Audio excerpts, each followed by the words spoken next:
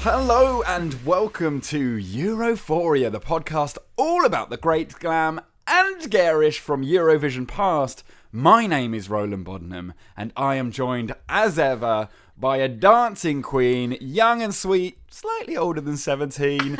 It's Isobel Chillman. Hey, how's it going? Slightly older. Guess I feel what? very older today. Guess what? What? The miles between us have been brought down to mere feet. We are in the same room for the first time in a year. Yeah, 13 months, mate. 13 months. How's it feel? It's nice to have you so close to me. And a silent third party in the room. Silent witness to our sordid affair. Got Roland's lovely girlfriend, Caroline. Caroline, do you want to shout hello?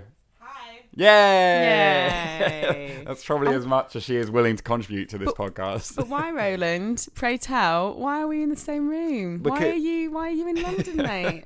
Because it's my birthday. Because it's your birthday. Big 3-0. The big 3-0. Responsibility now, isn't it? Catching up with the rest of us. I know, seriously. Yeah, not so young myself anymore. But to celebrate, Isabel, it's early in the morning and we went out last night, but we intend to carry on as we left off last night. It's almost afternoon now. It feels early in the morning. You can hear it in my voice. What have you got for us? I have got a bottle of Italian Prosecco. Yay! Yeah, let's try and get this. Can you do the honours? Oh my god. Oh. Jesus. Hey! All right, let's pour it. Hang on.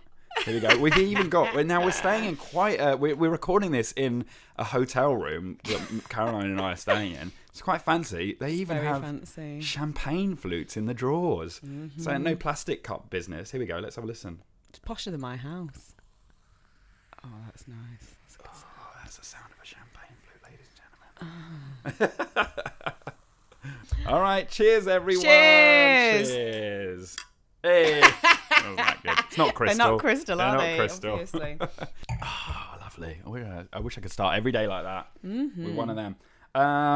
Just before we move into any news or AOB, I would also like to point out that officially, Isabel, this is not only the first time in a long time that we've been together, but this is our 50th episode. No, is it? I mean, we've done about 57 episodes, and my slightly weird numbering system inconsistent. But officially, this is our 50th episode. Oh, cheers! So cheers to that. Oh, happy 50th.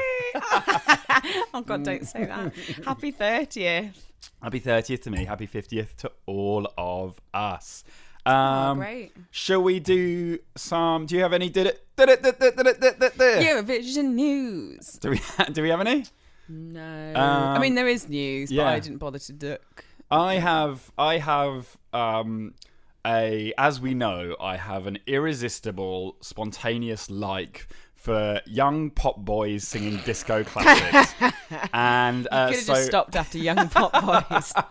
So I do have a current personal front runner in the entries to the Eurovision Song Contest so far. Just so that everyone can get this on record, my favourite so far is the wonderful Lake Malawi with the song "Friend of a Friend of a Friend of a Friend" from the Czech Republic. He's not everyone's favourite, okay, but it's like it's better than their last year's one, Nicholas. Yes, it is. Yeah. It's more acceptable than last year's. I've listened to the lyrics this time, and it's not. It's fine. Not sex pesty. No, not sex pesty. It's a little bit like, cheeky, like blah, blah, blah, blah, blah. But it's not sex pesty. And he's a cute guy. And so I quite like it. Of course Yeah. So just so people are aware, that's my front runner right now. Listen to all the other songs. There's plenty out by now. 13, 14 maybe. Maybe even more. I don't know. I haven't kept up with it. So yeah, that's the news. We got some AOB. I know that you've got some other business. I've got some any other business. I've got a few pieces actually. Very nice. So I have 2 corrections from last week. First one, I described Italy's entry Mahmood as Moroccan pop. Oh. He is in fact Egyptian. Oh. He's Egyptian Italian. I do apologise. My mood. Yeah. Got that one a little bit wrong. I did know that as well. I don't know why I said Moroccan. Okay. Secondly on that, you know how I said that my fella hated it? Yeah. It's nonsense. Now he loves it. He's obsessed with it. Actually, it's quite clever. In fact, and what he's talking about, and it's quite good. You shouldn't have said I didn't like it. Well, you kept complaining it was shit. God, Italians, eh? Sounds like you should take that one off air. I have, don't worry about that. Second correction, and this will haunt me until the day that I die. Oh, yes. And I'm so glad, though. The only thing I'm glad about is that I realised this before anyone called me out on it, because I'd have been mortified. You corrected yourself, didn't you? Dane Bowers, of course, is in another level and not blue. Yeah. I know this. I've always known this. I always will know this. I was quite tired last episode. I wasn't thinking. I got overexcited. I don't know. I just got a bit confused.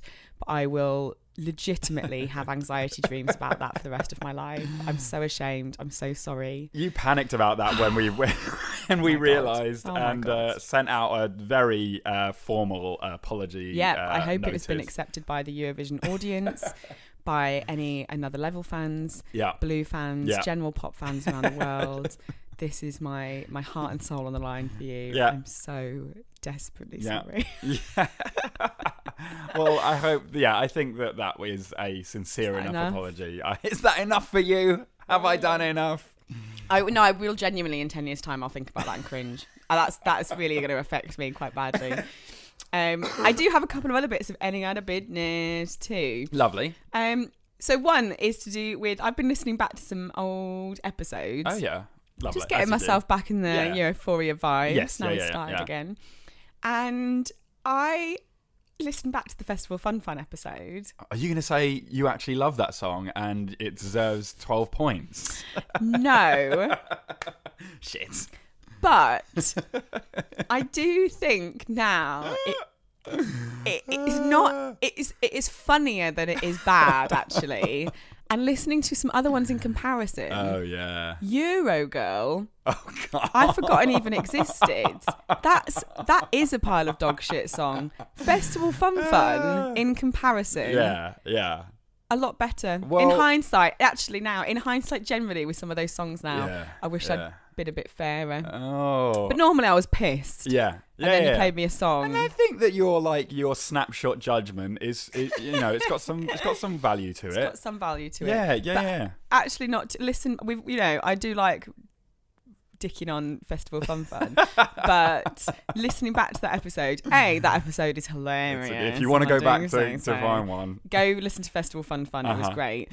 And actually the song, although horrifying in parts, does make me laugh a lot. So good work. It is. We have said before that I'm always bitterly disappointed at the ones that just kind of wash over us and are nothing. You want to be hated or loved. Hated or loved. That's what I want to do. I want to live in the extremes, live on the edge with my wonderful or terrible songs. And then finally, I have something that is not Eurovision related, but it's Europhoria related. That's a funny story that I thought I'd tell.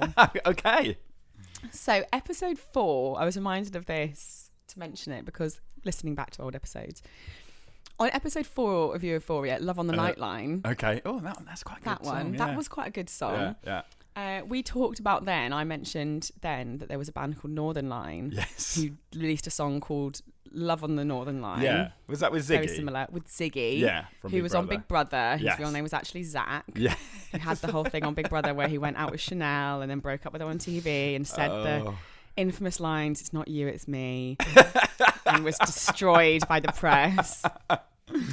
Ziggy. I went and met my friend Gracia the other day for a drink. Gracia Gracia's my mentor. Very nice. She's a wonderful woman who gives me good advice. Went and met her for a drink the other day in a bar in northwest London. Yeah. And whose bar was I meeting Gracia in? Ziggy from Big Brother, Ziggy from Northern Line. His bar. No. Yeah. Yep, it gets better. So I sit down. He calls me ma'am. Oh wait, he's there. He's there. Oh my God. He's putting menus out. He's taking orders. Someone else is behind the bar, but it's his bar. Yes, And he's getting all set up, just yeah, opened. Yeah.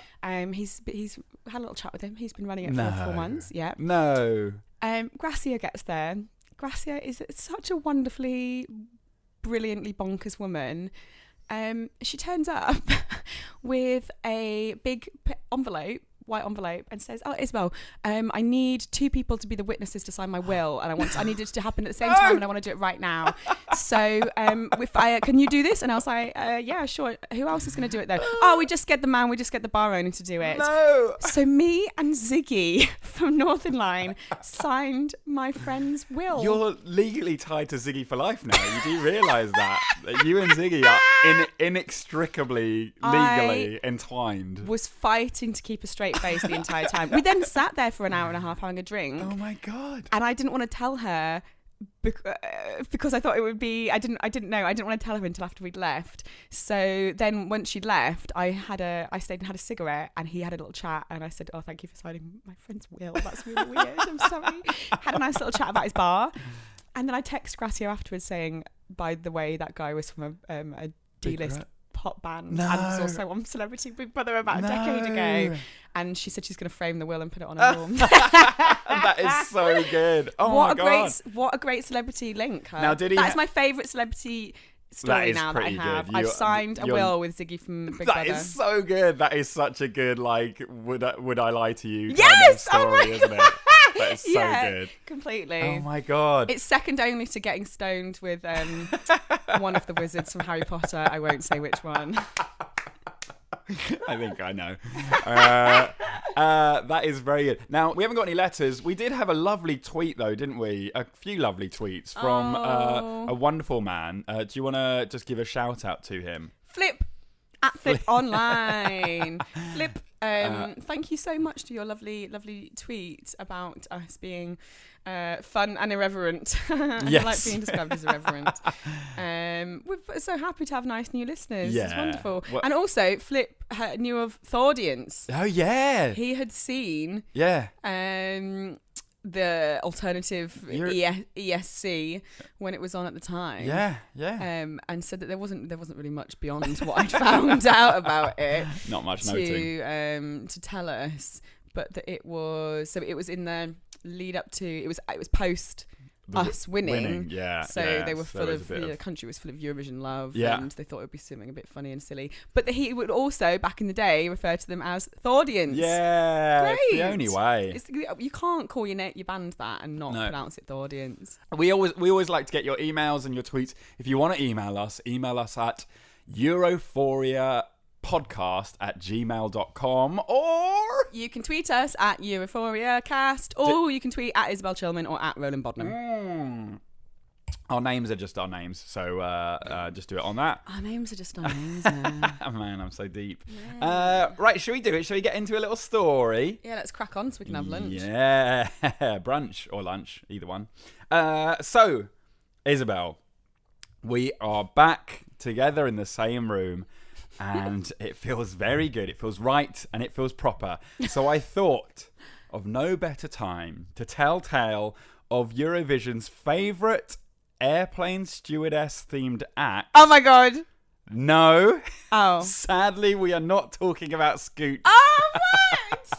I don't think there's enough content to talk about Scooch for 40 minutes. We are, however, going to tell the tale of the glorious and glamorous act called Sestre from Slovenia. Sestre pride themselves being from Slovenia. They say that it's the only country in the world with the word love in the name, and they themselves are truly... That took me a minute to get. Slovenia. Yeah, like a northerner word. Love. I mean, love. it is, but the Slovenia. spelling is Love. Yeah, so you're right. If you highlight is that true? The only country? Well, that's what they say. I love it. I know, right? Yeah, it's good. Great. They truly are themselves a vision of love. The band itself is at the time was made up of 3 drag queens who go by the names Marlena, Daphne, and the wonderfully named Emperatriz with 2 Z's. Oh. Z's, pardon me. How's that for upstaging your, I know. your co-workers? Oh, you're going to be called Daphne? Okay. You're Marlena? Okay. I'm Emperatriz. Which means Empress, if you hadn't got that before. So the 3 queens had been in the 90s on the scene for some time in Slovenia, performing in the few LGBT clubs in the Slovenian capital. Daphne danced for the Ljubljana Dance Theatre, that's the capital city. Marlena was a work therapy graduate, and Emperatriz was a makeup artist.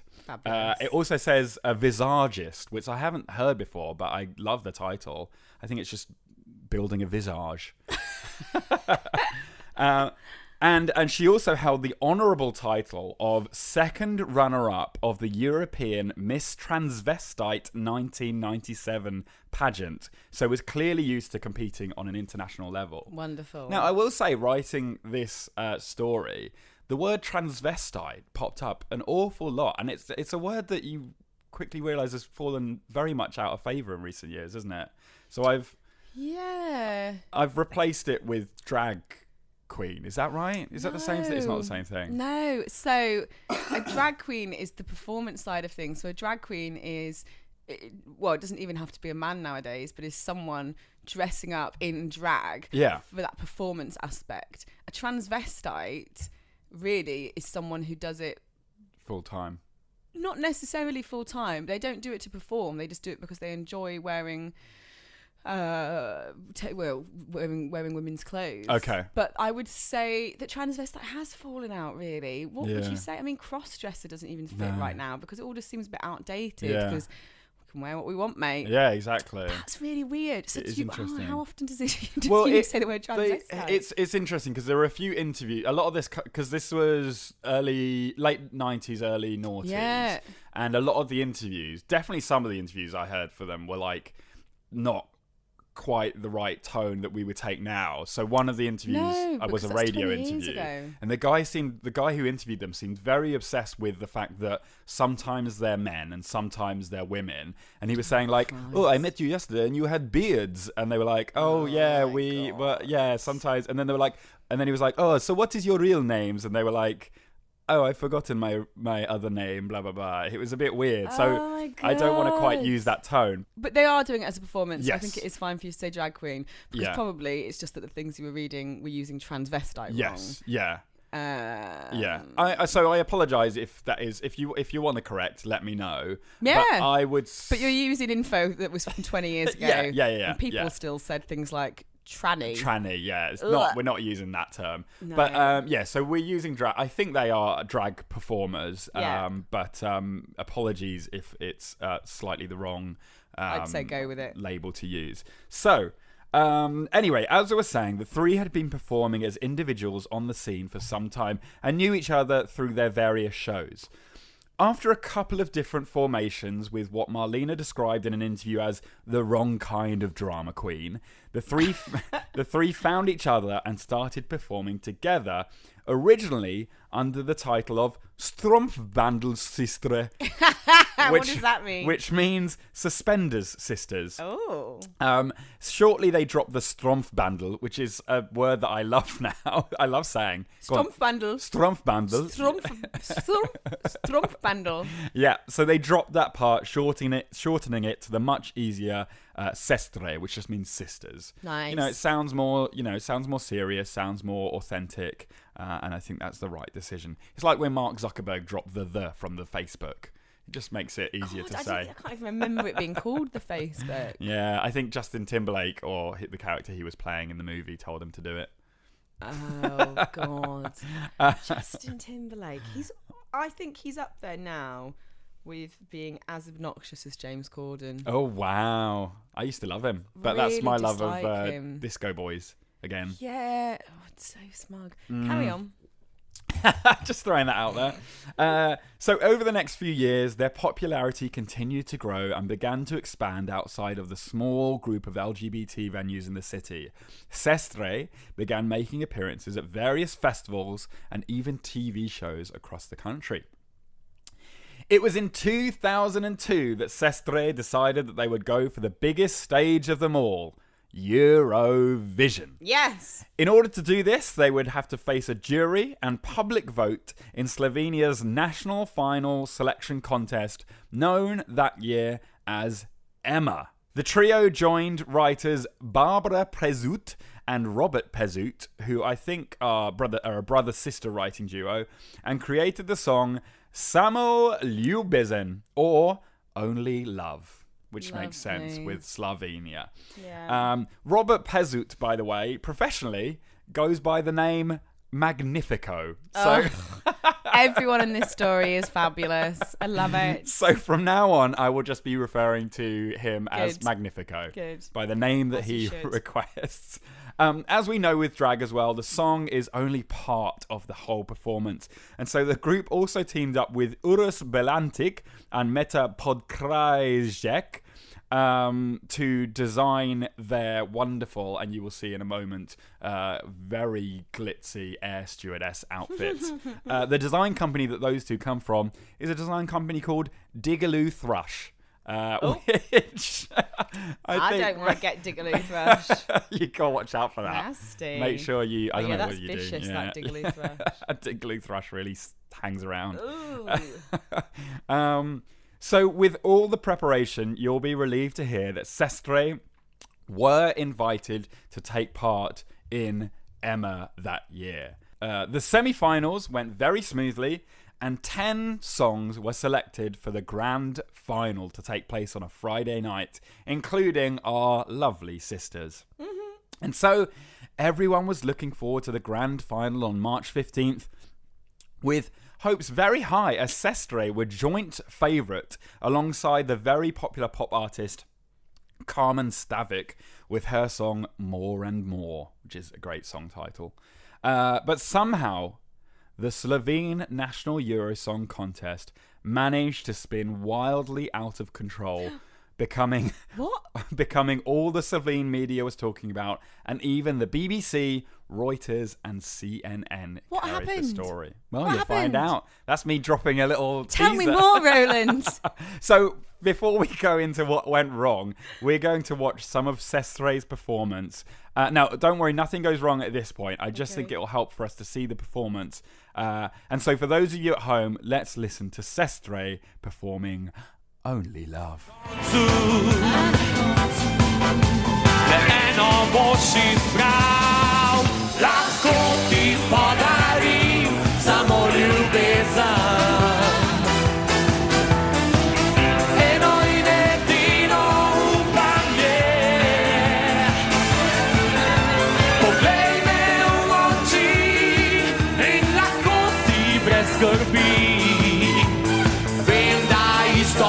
There we go. I know what I want to wear at Eurovision this year. I know. If anyone who hasn't seen the performance, they've got on a very sparkly red stewardess outfit. Yeah. With sparkly little hats and lovely red lipstick. They all look fit. They all look so sexy. Yeah. And then the three backing singers are all dressed as pilots, both male and female backing singers. Yes. So nice. I love a bit of early noughties cross-dressing. Oh yeah, it was great. It's a really good performance. So gender fluid. Yeah.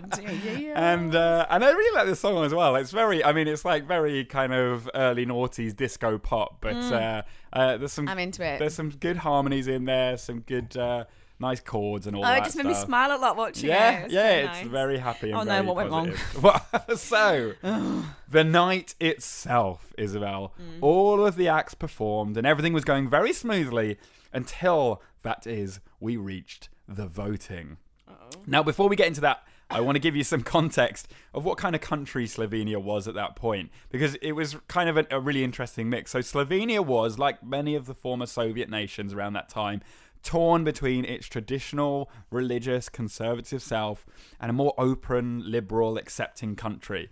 It was attempting as well to become accepted into joining the EU. And this is a very complicated and tricky process to do, and you have to fulfill a lot of obligations before you're even considered. So, if a country were to leave and then think about rejoining, you would really want to think about that long and hard process. However, we're so close to that date now. So the Slovenian government was very focused on joining the EU, and they knew that there would be a bright future within the European Union. So this divide of kind of the old traditional and the new forward progressive thinking people made for some very interesting voting in the EMA finals. The way that the voting was structured was that there were 2 in-studio judging panels, one made up of music industry experts and one made up of Slovenian TV personalities and celebrities, a bit like how the UK does it now. Yeah. And then there was the viewing audience at home, which made the final third of the vote. So, once all of the artists had performed, it was time to vote. The juries and the Slovenian public had just 5 minutes to deliberate and then announce their votes. However, things quickly began to go wrong with the voting system.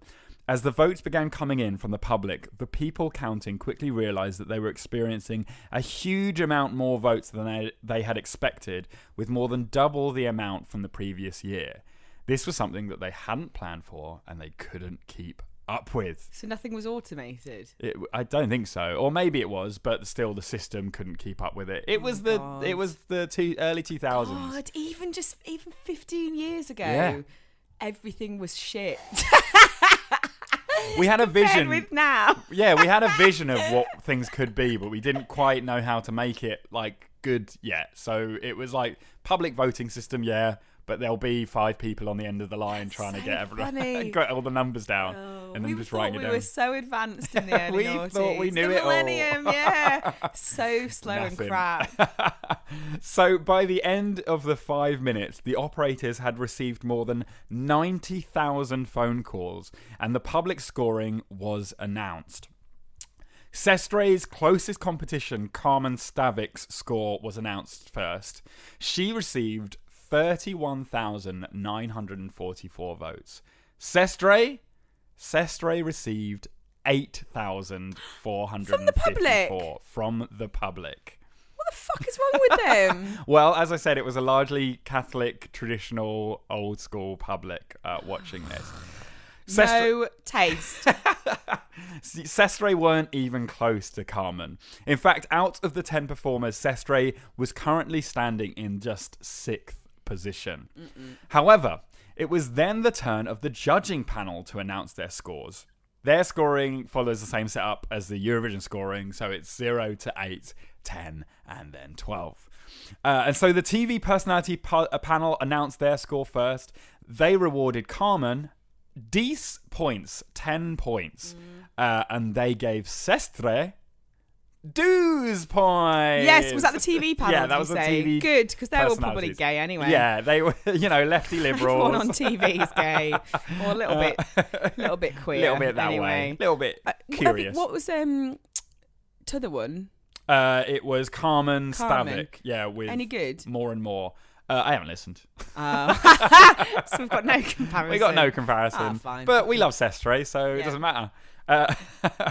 Lastly, the experts panel gave out their points. They rewarded Carmen 6 points and rewarded Sestre 2 points. Oh, good. So the scoring was incredibly close, taking the public vote into consideration.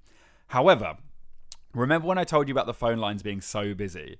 Well, in order to count all of the votes, the operators made the decision to leave the phone lines open for an extra 2 minutes to accommodate the demand.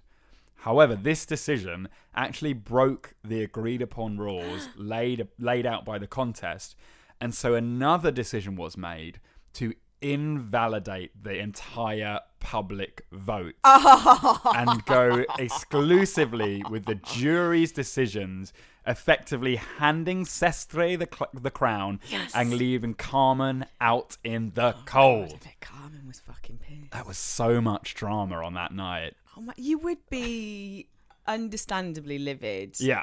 If you were Carmen. Yeah. That the one aspect of the voting where you trounced your opposition is they then invalidated. said, no, not doing that because the phone line people messed up. Effectively, it wouldn't have mattered. They could have just cut off the last 2 minutes worth of phones. I don't think they don't have the system to understand when people called and how long for. It was 2002, remember? They were idiots. We They were just all didn't idiots know. in 2002. Do you remember the Blue Peter competition scandal when they were Where they faking changed it? the name of the kitten? No. Oh, maybe it was that. But there was a whole load of stuff where people were entering a competition to win a prize or whatever, but they were just like the sons of the executive producers who were entering and being given a prize. There was a whole... No, there was the cat one Yeah. where they had a kitten and they did a competition to name the kitten. Yeah.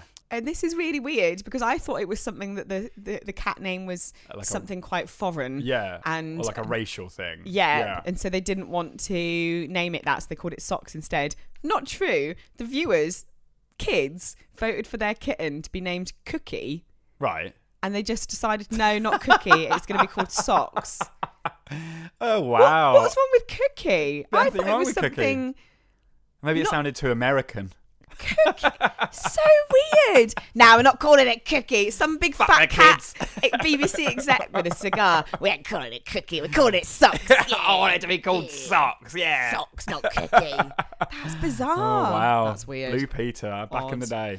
It was a different time then. Richard Bacon was doing coke off the toilets and elephants That were was shitting in the post studio. Richard Bacon, I Oh, think. was it? Oh, blimey. He'd already gone. He was holding the whole thing together. Bless him. What were we talking about? Sestre. So it was on the night, and the presenters had just announced that the voting public's vote was going to be disallowed, and they would be judged only on the judging panel's votes, which handed Sestre the crown, and Carmen was left out in the cold. This dramatic turn caused outrage both within the studio and without. Many of the performers and songwriters began storming out of the green rooms in anger and protest. It was here where the writer of 3 of the songs that night, including Carmen Stavik's song More and More, a guy named Patrick Greblo, ran into earlier mentioned Magnifico, the writer of Sestre's song. There are 2 versions of what happened next here. And it changes depending on obviously who you're talking to. But what we do know is that Greblo left the venue in an ambulance. So, What? according to Magnifico put him on his arse. Well, according to Greblo, it was as simple as Magnifico taking offense to the crowd's protest and just aggressively taking it out on Greblo. However, the other side, Magnifico's side of the story, he didn't give a public statement. There are rumours, however, that Greblo was making homophobic comments about Sestre, and Magnifico reacted in their defence. I have no evidence either way, but all we do know is that Greblo lost the ensuing fight and was taken straight to hospital. I'm pretty sure he's fine, but but whatever happened, there was a scuffle in the green rooms.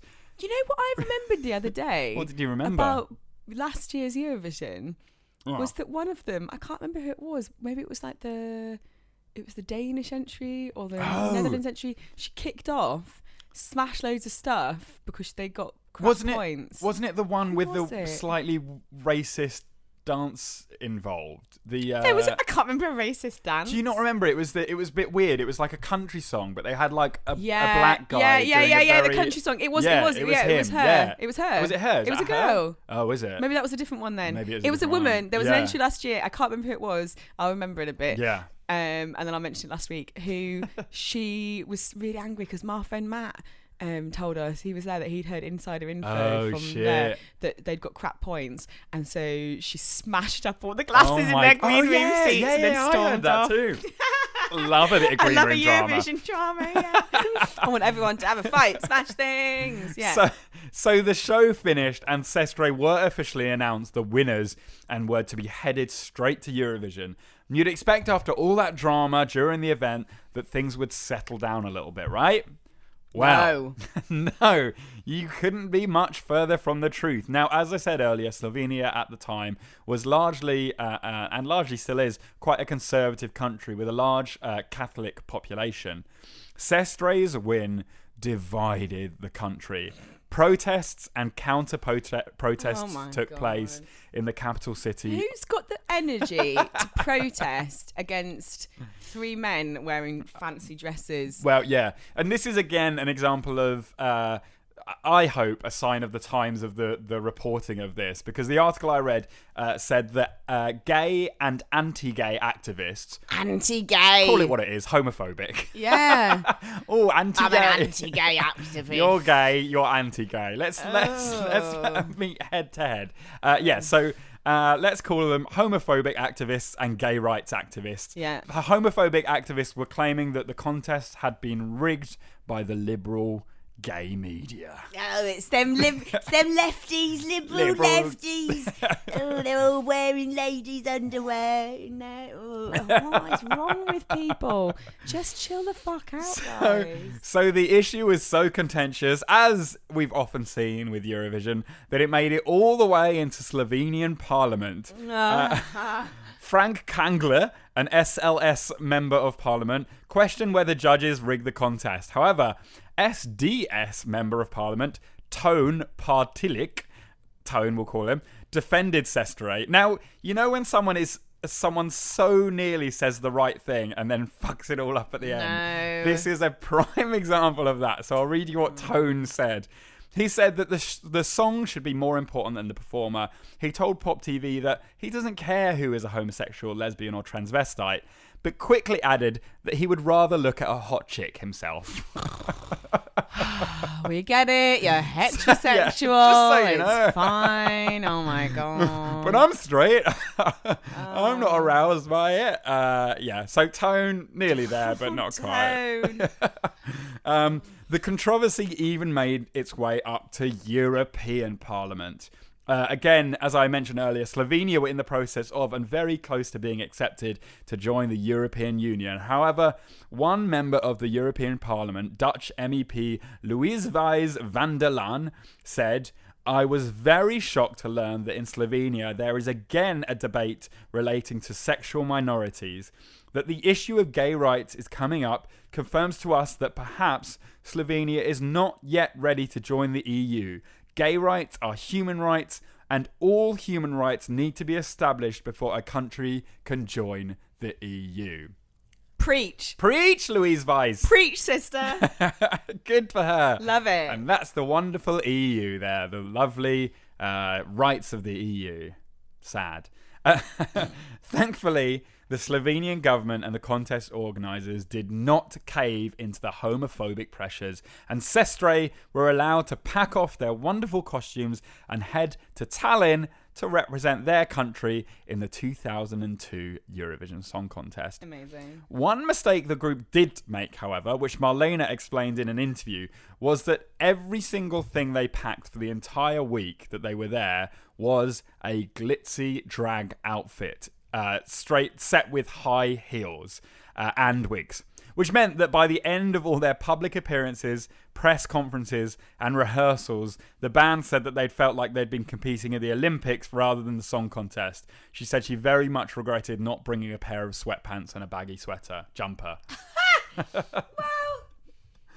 that's how, I mean, to be fair, most women in entertainment, that's what they have to put up with. That's why, true. if you've never seen before any of the 3 Golden Globe openers that Amy Poehler and Tina Fey did together, watch them all in order on repeat.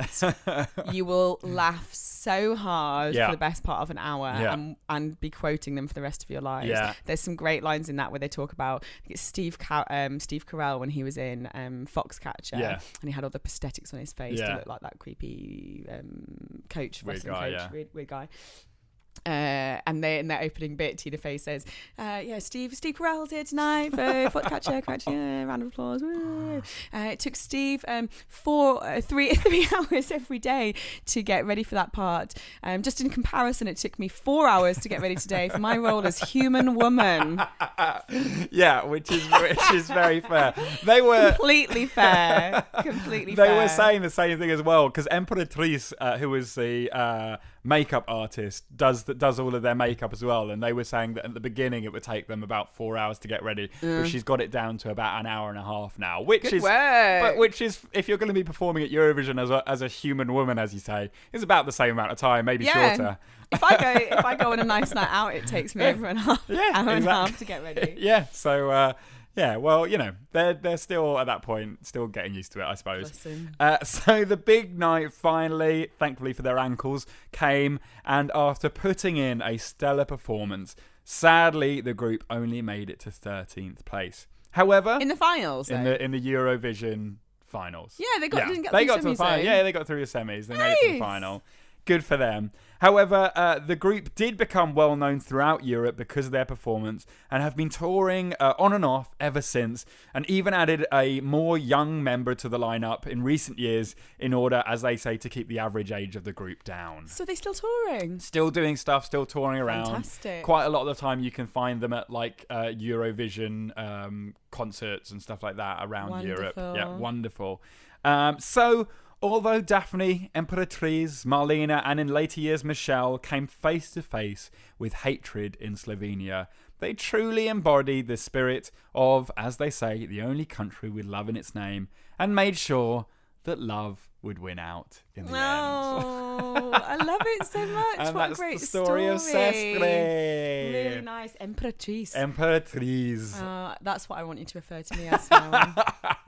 Emperatriz. Emperatriz Iso. Watch their performance. The outfits are gorgeous. They look gorgeous. Beautiful lipsticks. Wonderful. I really like the pilot backing singers. Really nice. I want to have that outfit for Eurovision. That's this year one. It's a good outfit. There's a lot of sequins in there. It's very good. Well, there you go. That is the story of Sestre. Wonderful, from Slovenia. So now it's time to move on, Isabel, to the final part of every week's show, when I attempt to create a Eurovision smash hit, and Isabel gives her fair, honest, sometimes brutal judgment of the song. Now, as I said last week, we are going back to the format where I just see what comes into my head, write the song, and then we judge it on that. We're not going technical. We're not going following some set of guidelines. And so this week, Isabel, I thought about... We've spoken before about the very traditional, very stereotypical kind of themes and like lyrics that we hear in songs throughout Eurovision history. We sometimes play drinking games where if a song features certain words or certain themes, we'll drink as a kind of celebration of the stereotyping. One of these is talking about world and global and international and the word love. Okay. What I wanted to do was use some of those words that people would be familiar with, but in a context that people are less familiar with, or is less gushy and soft and wet as that theme. Okay. So, I have written a song called Hemispheres. Are you ready to listen to the song Hemispheres? Yeah. Okay, here we go. This is Hemispheres.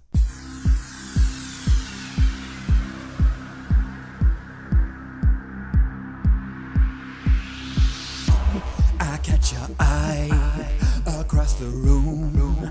I down my drink and prepare to make my move. I talk to you, you look confused. You turn to me and say, je n'ai pas compris. Girl, this is tricky cause you're looking really pretty, but I haven't got the words to say. Je voudrais une romance, if you like we can dance. Girl, you're looking pretty damn parfait. Now the clock strikes 12, do you voulez-vous moi? All you gotta do is let me know. If you give me a chance, I'll do more than just dance. I'll be loving you around the globe. This worldwide loving sets us free. It's intersensuality. Let's make love across the world.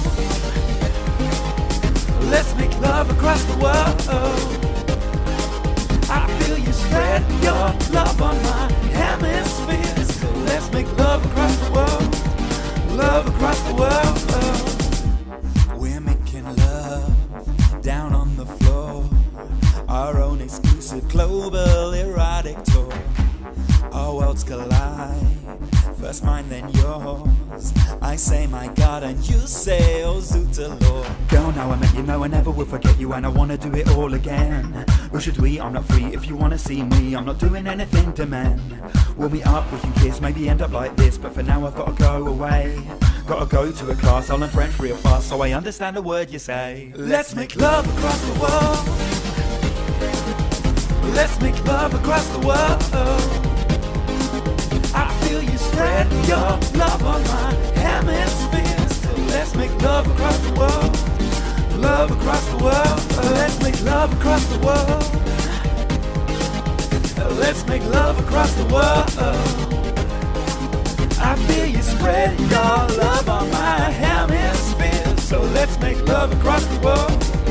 Love across the world. That was Hemispheres. Spread your love across my hemispheres. Isabel, what did you think of Hemispheres? Okay, I'm so happy that we've gone back to the original. Yeah, you got. This is you at your best. You got to let the barriers down. Let me be free. Really? Oh my God. There was some. This is me doing my convincing part again. You don't know what I'm going to say about it. No, I know. There's some. My feeling is there's some very, very clever lines in there. But there are also some smug. There are also some lowest common denominator lines in there. Spread your love across my hemispheres. I don't even want to. I don't think I could. We would need to bleep out what I would explain. I think that would be. That's not airable for me to tell you what I think spreading love across your hemispheres is. I don't think your girlfriend would like me saying it either. No. I think that it's quite. I mean, for it being a metaphor and not actually explicit in any way, it is quite a visceral. It does make that. It did make my face go a bit weird. What did you think? I know. Apart from that one line that made my skin crawl. Yeah, my legs cross. I loved it. It's all right. I loved it. No, that was hilarious. It was a bit creepy. I know. Like starting off the song, I'm going to down my drink and wonder, like, come over to you in the bar. Yeah. That's a little bit creepy. The spreading love in the hemisphere is a bit creepy. There's a little couple of creepy aspects to it. But it was very tongue-in-cheek. It was very obviously tongue-in-cheek and very funny in terms of, I'm going to come over. I'm going to come on to you. We're gonna make love across the world. We're going to have loads of sex. Yeah. What was it? I'll go. What was our worlds collide, first mine, then yours. Our worlds collide, first mine, then yours. A man singing that line is hilarious for a woman, anyway. Yeah, I mean, our worlds collide, first mine, then yours. Of course, you come first, mate. I say my God, then you say Zoota Lord. Oh no, there's some great lines in it. I do ask permission for everything throughout the song, just so to reduce the creep factor. It's all consensual. It's all consensual. Je voudrais un romance. If you like, we can dance. Oh. Sorry, I just screamed into the microphone. Yeah, I've wanted to write a song where it's like crosses over between French and English for a long time. No, I really like it. I've dabbled in it before with RSVP and things like that, but that came to be. Thinking about it in a Eurovision context. Yeah. I think it would be. You'd be on a thin line between people finding it as funny as I do, or people viewing you as a bit of a Mikolas Czech Republic. Yeah. That actually some people who wouldn't get the joke, who went in on the joke, would just go, creepy guy singing this song. It wouldn't necessarily be you singing it though. No. So it depends who you've got singing it. As we've said before, like with Freaks and the You Decide stuff, it's not just the song that matters; it's who you have singing that song, which is how that comes across to everyone. So it would have to be a non-straight white male, and also singing it for it to be funny. With a lot of the songs that I do, I try and take gender out of it. In fact, that would just but if you put gender back in, That's even funnier if it's a woman singing it. Yeah, so I'm gonna come creep on you at a bar. We're gonna have loads of sex. I'll come first, then you, mate. It's all right. Don't worry about it. My world will collide first. Yeah. I'll sort myself out, love. So there is. Oh gender. no, that's actually hilarious. Yeah, there is gender in this song. Can we redo it while I sing it?